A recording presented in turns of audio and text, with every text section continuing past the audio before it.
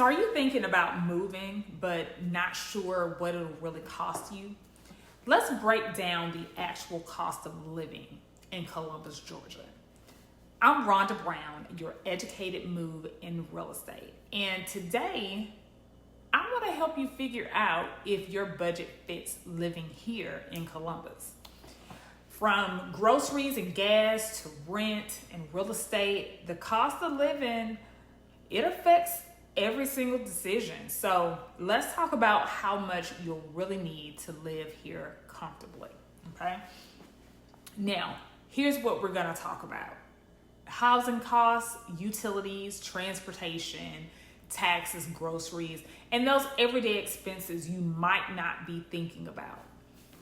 So let's start with the biggest expense, housing.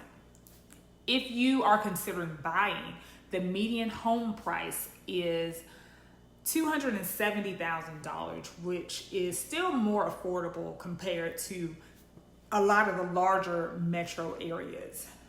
For renters, here's the breakdown according to AmazingColumbusGA.com. Studio and one-bedroom apartments can start at about $850. 2 to 3 bedroom units can start at about $1,100.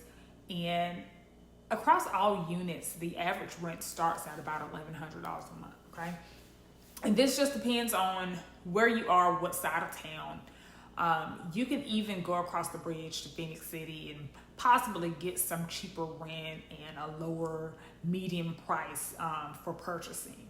But whether you are renting or buying, your housing dollar will stretch a lot further here than it would in most major cities.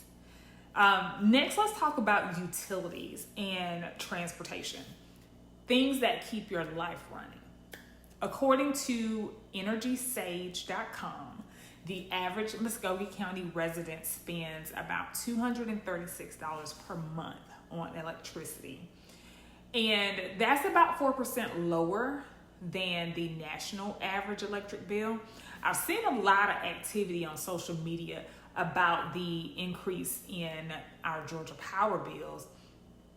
I've even seen one myself in my own home, and it's about $150 increase. So when you add in water, gas, a household in Columbus can expect to spend upwards to $500 a month total on all utilities, or more. And that's just based on my personal experience.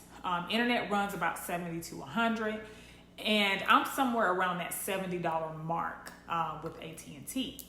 Now, gas prices are usually lower than the national average. And as of today, August 20th, unleaded gas is starting at about $2.65 a gallon here in Columbus. And Columbus isn't as spread out as like Atlanta, so the commutes are shorter. And that means you're gonna have less wear and tear on your car. When I was on the West Coast back in July, I almost fainted at the gas prices. And I was like, I could never live here. But still factor in car insurance, which averages about $150 to $200 a month. And there are several factors that tie into that. But plan on having a car if you want to drive daily. We do have buses and taxi cabs, but most people here rely on cars. So be sure that you budget accordingly. So does living in Columbus sound doable for you so far? I'm going to share some of the hidden daily expenses also that you might not be thinking about. But first, please take a moment to like this video, share it, and subscribe for new content every week.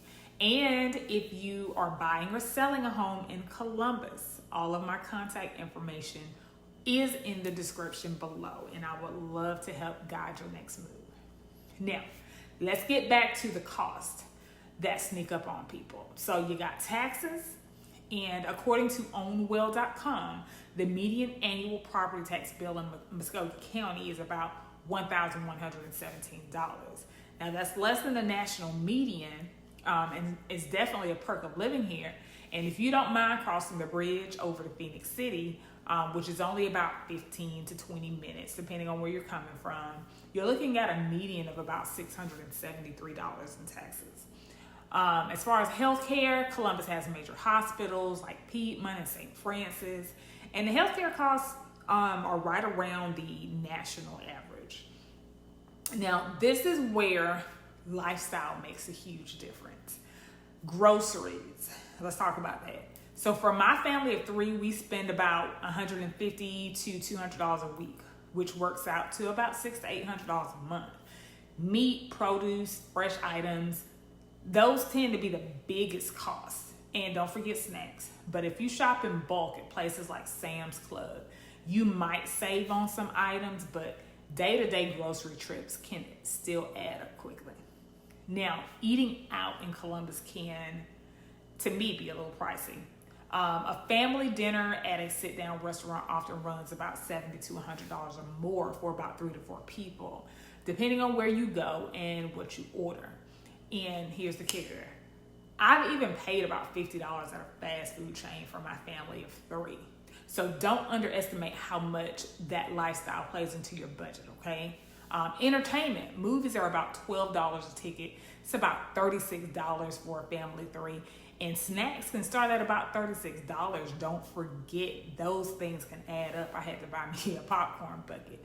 But childcare, don't forget about childcare. That can run you anywhere from $600 to $900 a month per child, depending on the program, okay? But here's the thing. The real estate market is only part of the picture. To make the best move, you have to factor in your total lifestyle cost, all right? That is what really determines how affordable a city is for you. So what do you think? Does Columbus fit your budget? Make sure you look out for my next video on what you can actually get in Columbus for $300K or less. You definitely want to see what kind of homes that you can actually buy here. But thanks again for watching, and don't forget to subscribe to my channel.